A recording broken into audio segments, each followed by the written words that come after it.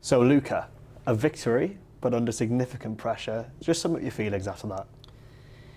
Yeah, tough. The beginning was tough, and then I pinched the first frame, I pinched the second frame, and then I was like, oh, this could be 4-0 quite quickly. But then he started playing really well. I think he played two great frames from 2-1 down, great century, and just the way he did it was quite incredible. And so yeah, in the end, I really had to dig deep, and I was a bit lucky to not go out because yeah, he missed a red. I think one of the last three reds to finish it off really. So yeah, luckily I'm still in, and yeah, I needed to find something in the end, and I did, luckily. Yeah, so after being a world champion, you reached the final of the Shanghai Masters, but an early exit last week. How important was it for you to win today and maybe get the monkey off your back and not get into a rout of form? Yeah, it's really difficult one because if I would have lost today, then maybe I would have looked at it like a little break, having lost the other tournament last week. So it would have given me maybe a nice 2 weeks at home. But now I just try to obviously win the tournament and try to go as far as possible and just try to build up some confidence because I mean I have been doing quite well this season. Shanghai final, Germany I played quite well. So, but still, ever since I put a new tip on a week ago, it hasn't felt great actually. And the couple of miscues didn't help. But yeah, just try to improve now. Yeah, I was going to ask you about those. Was it just the amount of power you're putting? Or was it just the lie? What was the reason behind those miscues? I don't know. I really don't know. It's a new tip with a new chalk, so maybe it's a chalk, maybe it's a tip. I don't know.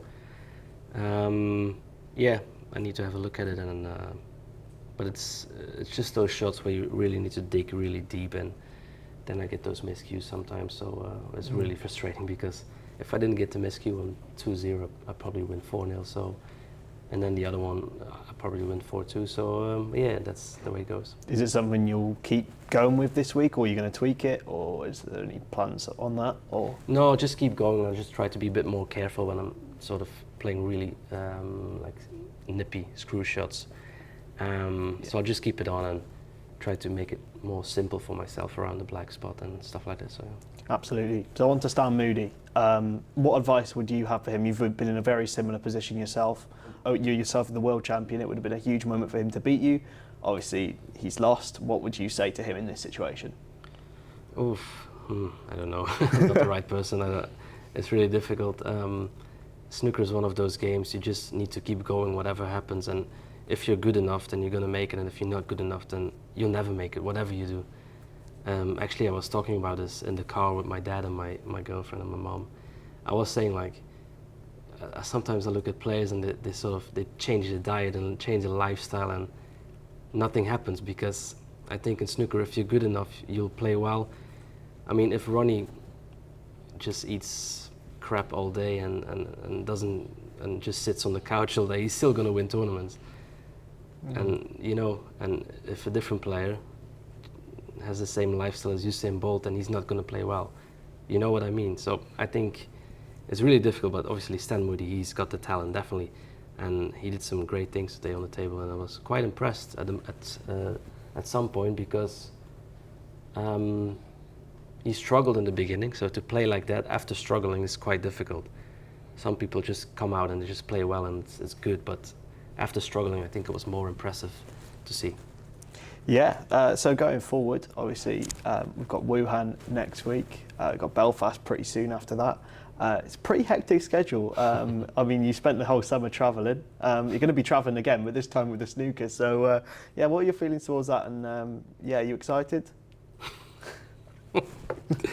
I don't know why I need to laugh. It's a difficult question.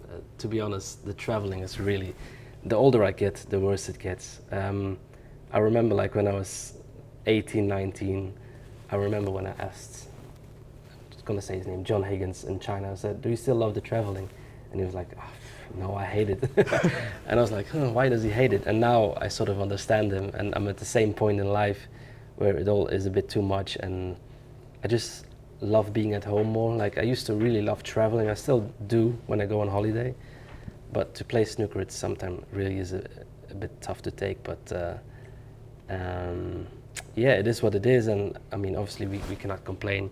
it's still like a good life with a lot of freedom, and so yeah, I'm still happy about it. But sometimes it is a bit too much maybe, but yeah, obviously when it's not enough, then it's not good, and when it's too much, it's not good. So yeah, no complaints. It's all good. Thank you very much, Luca. Cheers.